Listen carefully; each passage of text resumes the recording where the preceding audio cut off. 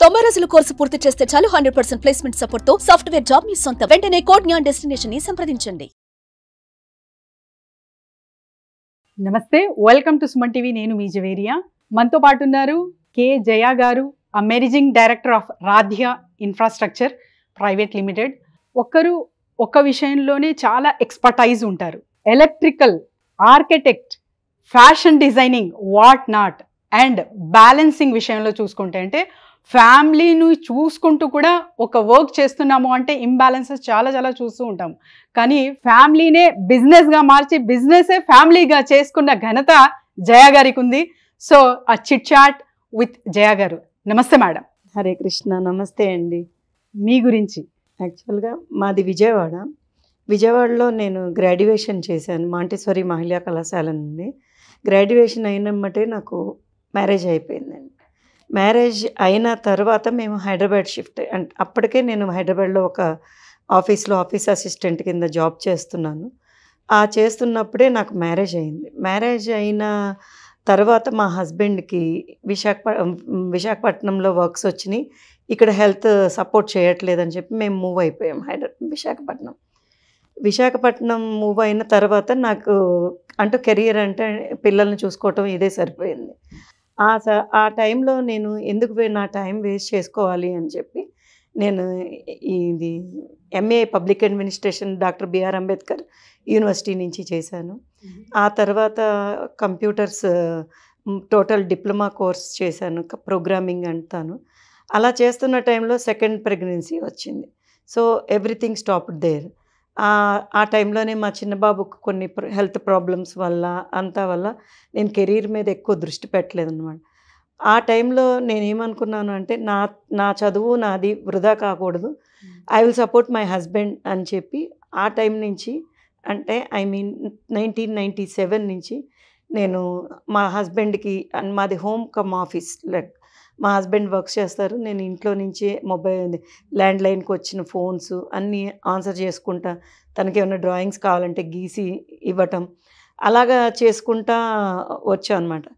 యాక్చువల్గా నా ఎయిమ్ ఏంటంటే మా పిల్లలతో కలిపి నాకు ఒక ఎంపైర్ స్టార్ట్ చేద్దాము అని అనుకున్నాను. కానీ నాకు నా లైఫ్లో జరిగిన హెల్త్ సపోర్ట్ చేయకపోవటం కొన్ని కారణాల వల్ల 2018 వరకు నేను బ్యాక్ ఎండ్లోనే ఉన్నాను, కానీ ముందుకు రాలేకపోయాను. 2008లో ఆదిత్య ఇన్ఫ్రాస్ట్రక్చర్స్ అనే ఎస్ఎస్ఐ ఫర్మ్ స్టార్ట్ చేశాను. నేనే ప్రొప్రైటర్ని అండ్ ఎవ్రీథింగ్. బట్ నేను ఎప్పుడు కూడా ఫ్రంట్ ఆఫీస్ రాలేదు. నా హస్బెండ్ చూసుకునే వల్ల నేను బ్యాక్ సపోర్ట్ చేసి ఫైనాన్షియల్ అండ్ ఆఫీస్ మేనేజ్మెంట్ అంతా నేను చూసుకునేదాన్ని. 2018లో మా పెద్దబాబు స్వీడన్ నుంచి వచ్చేసాడు. తనకి ఇక్కడ ఉండి పేరెంట్స్తో ఉండాలని ఉంది. సో అప్పుడు ఇంకా బయటవి ఇవన్నీ ఎందుకు, we will run a architecture firm అని చెప్పేసి ఇది క్రిధా ఆర్కిటెక్ట్స్ అని 2018లో స్టార్ట్ చేశాను. So it's really wonderful ma'am. అప్పటి వరకు బ్యాక్ ఎండ్లో ఉన్నారు. సో మరి ఇప్పుడు అంటే హోల్ కమాండింగ్ అనమాట. సో అసలు ఈ జర్నీ ఎలా కొనసాగింది? జర్నీ అంటే చాలా అప్స్ అండ్ డౌన్స్ ఉంటాయండి. కానీ నేను ఫ్రంట్ ఆఫీస్కి వచ్చిన 2020లో కరోనా టైంలో నా హస్బెండ్ ఈ క్రిధా ఆర్కిటెక్ట్స్ని రన్ చేస్తున్నాం మేము సస్టైనబుల్గాను. ఈవెన్ కరోనాలో కూడా ఆగలేదు. 2020లో నా హస్బెండ్కి నీ ట్రాన్స్ప్లాంటేషన్ అయింది. దెన్ నేను అప్పుడు ఫుల్ ఫ్లెడ్జ్డ్గా ఆఫీస్ మేనేజ్మెంట్కి ముందుకు వచ్చేసాను. తను హౌస్లో ఉండి తను గైడ్ చేస్తుంటే నేను, మా పెద్దబాబు, మా చిన్నబాబు ముగ్గురం కలిసి ఇటు Kridha and Radhya previously Aditya infrastructures ఉండేది. 2022లో ఎందుకు మనం ఇంకా పైకి ఎదగకూడదు, ఇక్కడే మనం పిల్లల్ని ఆపకూడదు, నేను ఆగిపోకూడదని Radhya infrastructures private limited firm అని 2022లో స్టార్ట్ చేశాను. ఓకే. ఇది అక్కడి నుంచి ఇంకా నేను ఫ్రంట్ ఎండ్కి వచ్చి ఇప్పటి వరకు నా జర్నీ సాగుతూ ఉందన్నమాట. సో మరి చాలా అంటే ఒక్క ఫీల్డ్ కాదు, మీరు ఫ్యాషన్ డిజైనింగ్ కానివ్వండి, ఆర్కిటెక్ట్ అండ్ ఎలక్ట్రికల్ ఇండస్ట్రీ ఇవన్నీ చూశారు. సో ద మోస్ట్ అంటే ప్రాఫిటబుల్ ఎందులో అనిపించింది మీకు? యాక్చువల్లీ ఎలక్ట్రికల్ ఫీల్డ్లో మనీ మిగులుతుంది, బట్ జాబ్ సాటిస్ఫాక్షన్ ఉండదు. బికాజ్ డెసిషన్ మేకింగ్ మంది కాదు. ఈవెన్ ఆర్కిటెక్చర్ ఫామ్కి వచ్చేసరికి ఇన్కమ్ ఎక్కువ ఉండదు. ఎందుకంటే ప్రతి వాళ్ళు 10 ఇండ్లు 20 ఇళ్ళు కట్టుకోరు. కానీ జాబ్ సాటిస్ఫాక్షన్ ఉంటుంది. డాక్టర్కి ఎంత వాల్యూ ఉందో ఒక ఆర్కిటెక్ట్కి అంత వాల్యూ ఉంది.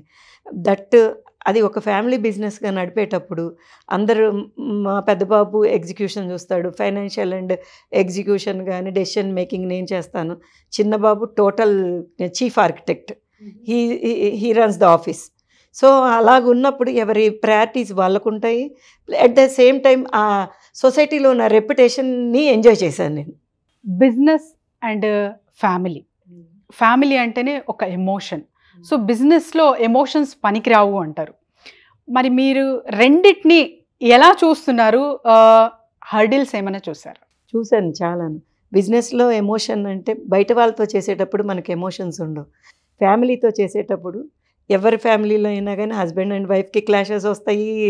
సన్ అండ్ ఇద్దరు సన్స్ ఉంటే వాళ్ళిద్దరి మధ్యలో గొడవలు వస్తాయి. వాళ్ళిద్దరూ కలిసి నువ్వు వాళ్ళు ఎక్కువ వీళ్ళు ఎక్కువ అంటారు. యాక్చువల్లీ నేను ఒక చాలా షార్ప్ ఎడ్జ్ మీద ఉన్న నైఫ్ మీద ఎప్పుడు జర్నీ చేస్తూనే ఉంటాను. కానీ నేను నమ్మింది ఏంటంటే నాకు ఏది తప్పు అనిపిస్తే అది ఎదుటి వాళ్ళు హర్ట్ అవుతారు అనుకున్నా నేను చాలా హార్ష్గా ఆ సిచ్యువేషన్ డీల్ చేస్తాను ఆ నిమిషం. ఓకే, ఆ నిమిషంలో నేను I'm the boss, I'm not the mother, I'm not the wife. So దానివల్లే ఈ రోజున క్రిదా ఆర్కిటెక్ట్స్ 2018 స్టార్ట్ చేస్తే 150 ప్రాజెక్ట్స్ ఆల్మోస్ట్ మేము కంప్లీట్ చేసాం. And Radhya previously Aditya and previously మా హస్బెండ్ అయినా కానీ ఈ 35 to 40 yearsలో we have done a lot of projects. Everything we have done in electrical.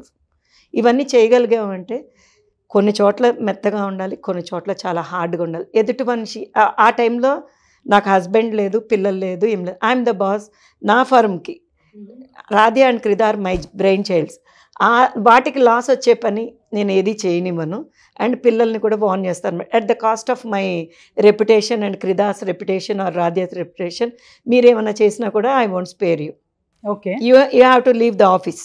అంత స్ట్రిక్ట్గా ఉంటాను అనమాట. Oh great. అంటే ఒక వైపు చూస్తే ఒక సాఫ్ట్ కార్నర్ మదర్ అండ్ ఇంకో వైపు డెసిషన్ మేకింగ్కి వస్తే very strict. It's a great thing అండి. మరి డెసిషన్స్ తీసుకునేటప్పుడు అంటే ఎలా చూస్తారు? అసలు ఫ్యామిలీ టైం అనేది ఎలా గడుపుతారు?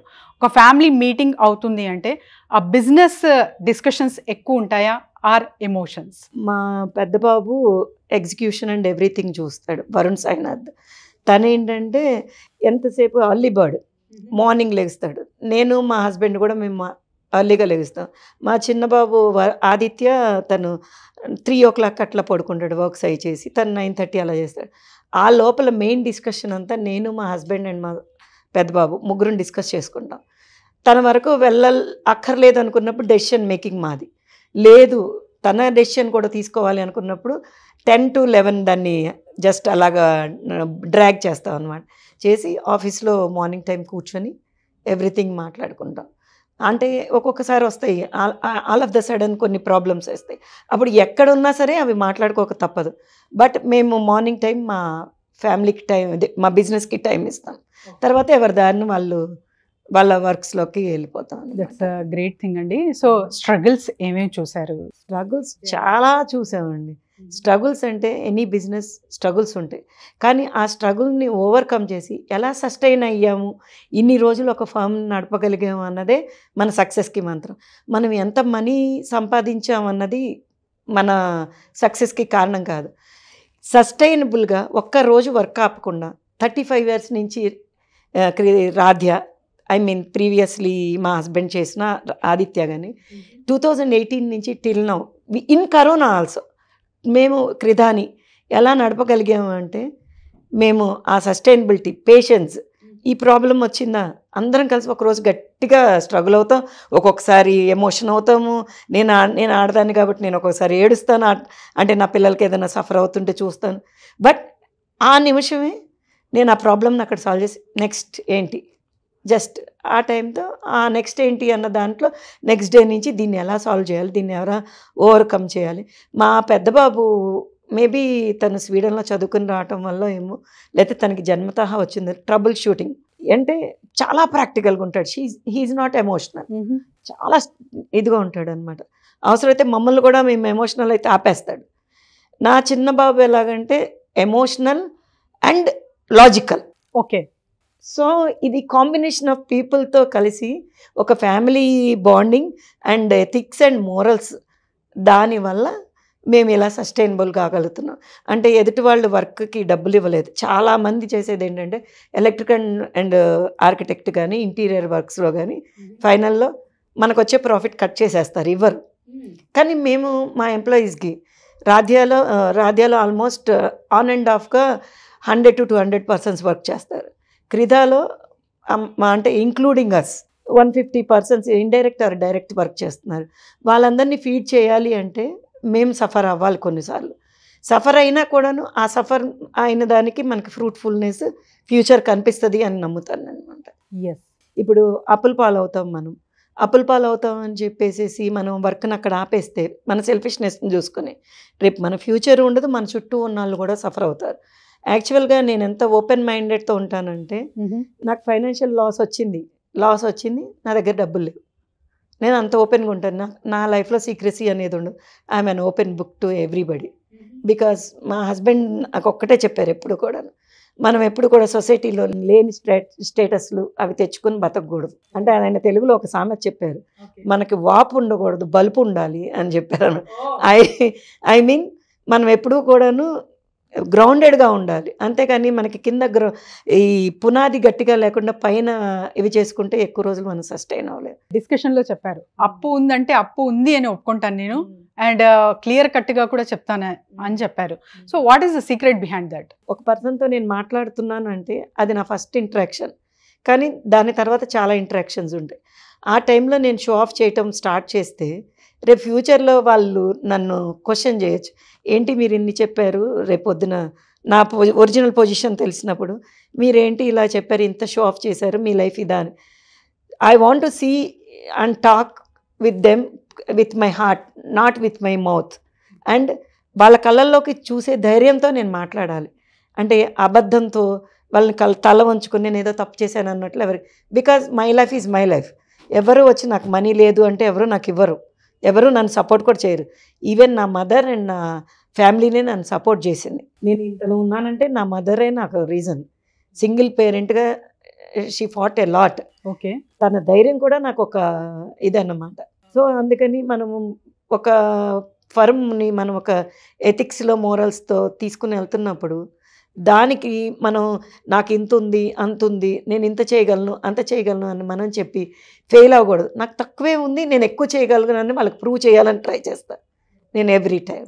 అసలు రిక్రూట్మెంట్ ఎలా చేస్తారు? ఒక హైలీ ఇంటలెక్చువల్ పర్సన్ సో మీ దగ్గరకు వచ్చారు, ఇంకొక అతనేమో సామాన్యంగా okay he's intelligent but not that much, but he's very honest and అప్పుడే తెలుస్తుంది కదా మాటల్లోనే.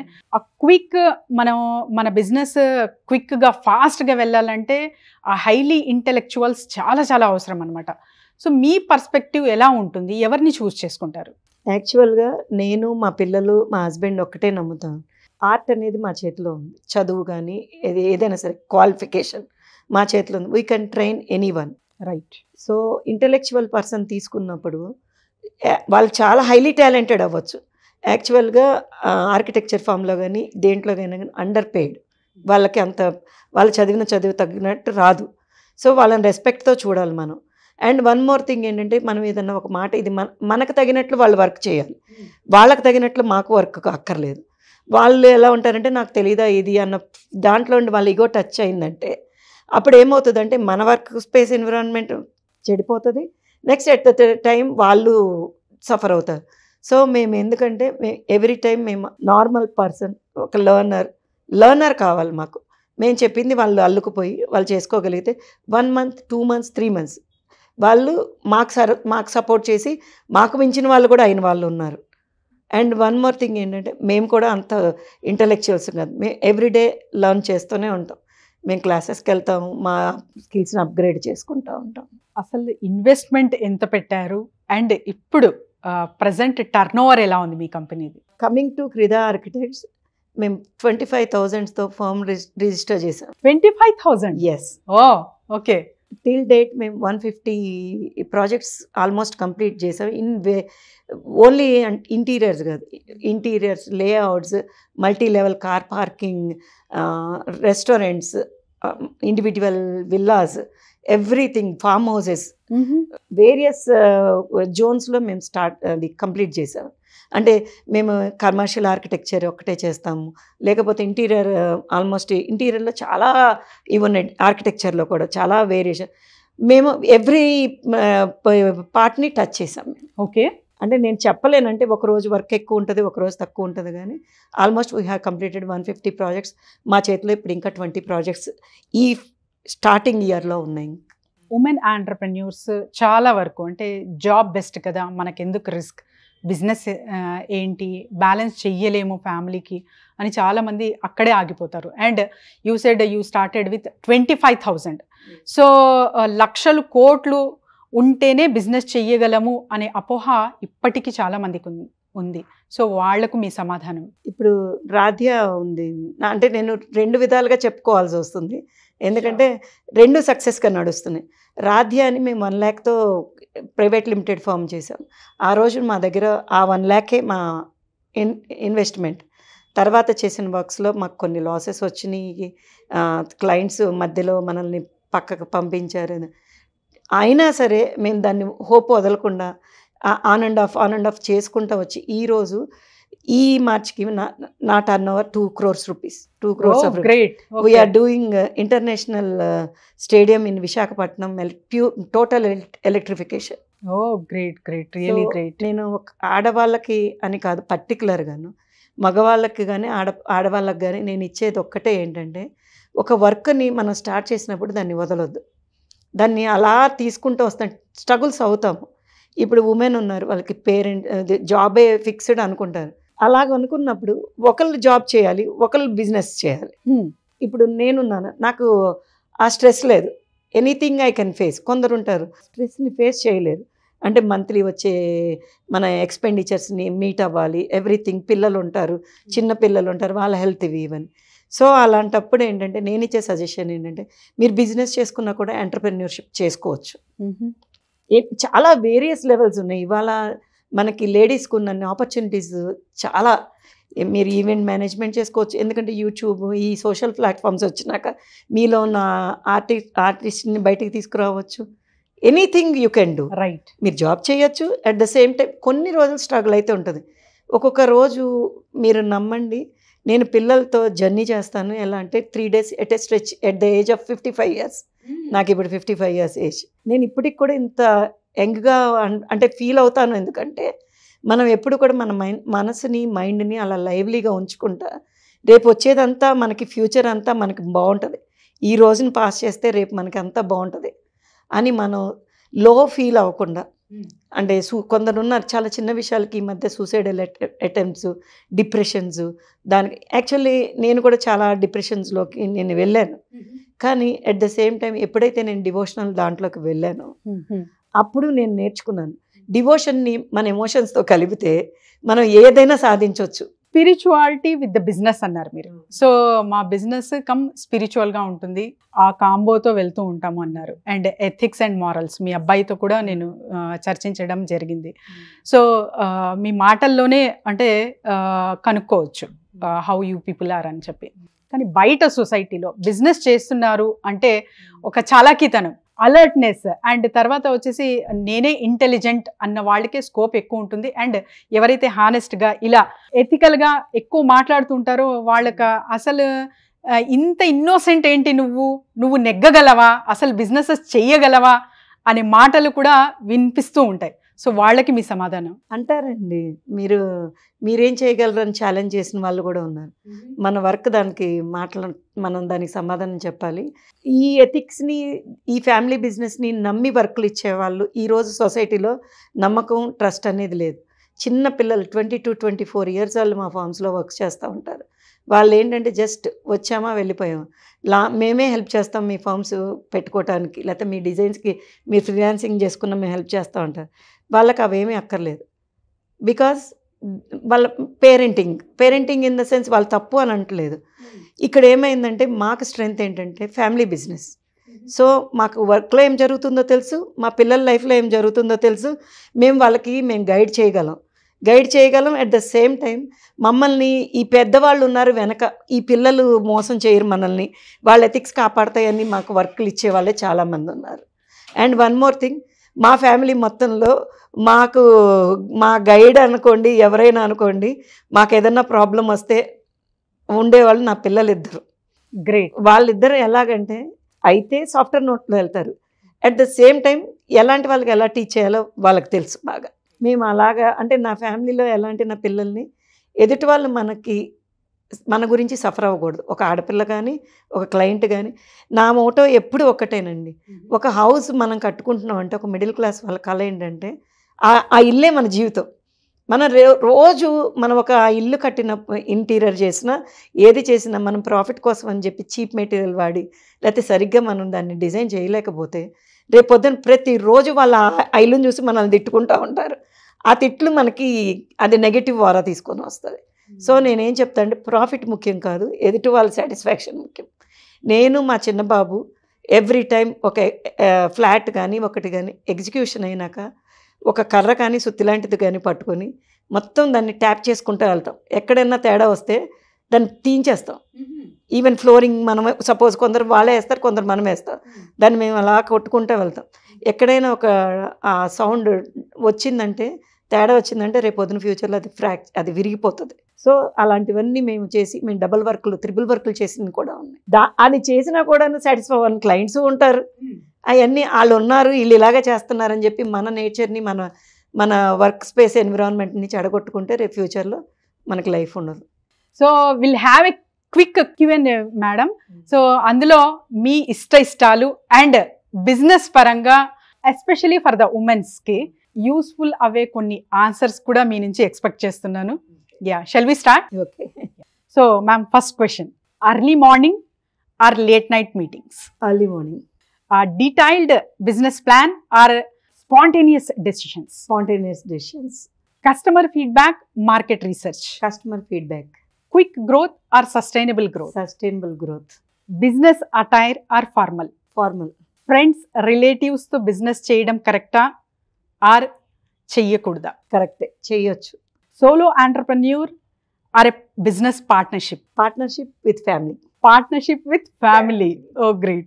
So economy class or business class? Economy class. Why? Because economy class is a sustainable. మనం ఎప్పుడు మనం హై ఎండ్లో ఉన్న లో ఎండ్లో ఉన్న ఎకానమీ క్లాస్ సస్టైన్ చేయగలుగుతాం. బిజినెస్ క్లాస్ ఈరోజు డబ్బులు ఉన్నప్పుడు చేస్తాం, నెక్స్ట్ వెళ్ళలేం. సో ఎప్పుడు ఒక లైన్లోకి వెళ్తా మనం గ్రాడ్యువల్గా మన అప్వర్డ్నెస్ ఉండాలి, కానీ ఇలా ఇలా ఇలా ఫాలింగ్ ఉంటూ నాకు నచ్చదు అనమాట. సో మీ ఇన్స్పిరేషన్ ఎవరండి?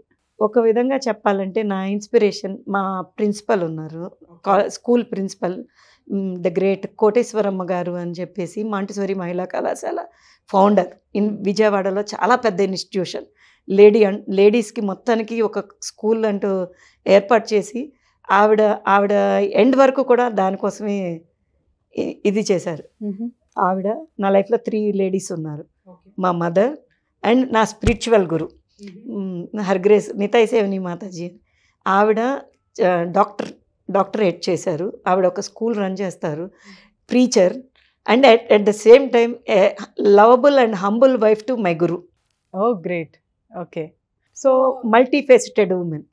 సో ఆవిడని చూసిన తర్వాత ఈవిడలో ఆవిడ వరకు ఎప్పుడు మనం జైర్లో ఆవిడ కాలుగోరులో ఒక సగం చిన్న పార్ట్ అయినా సరే నేను చేయలేనా అన్న ఇన్స్పిరేషన్ నాకు లేట్ 40sలో వచ్చింది. Because of her association. She trusted me like anything. The best advice మీ లైఫ్లో? Be truthful to yourself and your family. So it's a great interview with you ma'am. అసలు అంటే ఒక స్పిరిచువాలిటీ కమ్ బిజినెస్, ఆ family combo plus business. So చాలా మందిని నేను business entrepreneurs and CEO ఫౌండర్స్ని కలిశాను, కానీ ఆ డిఫరెంట్ వైబ్స్ అనమాట, ఆ గ్రేట్ అండ్ ఆ combo of a peace and lovable vibes అయితే ఫీల్ అవుతున్నాను. Thank you so much for coming here.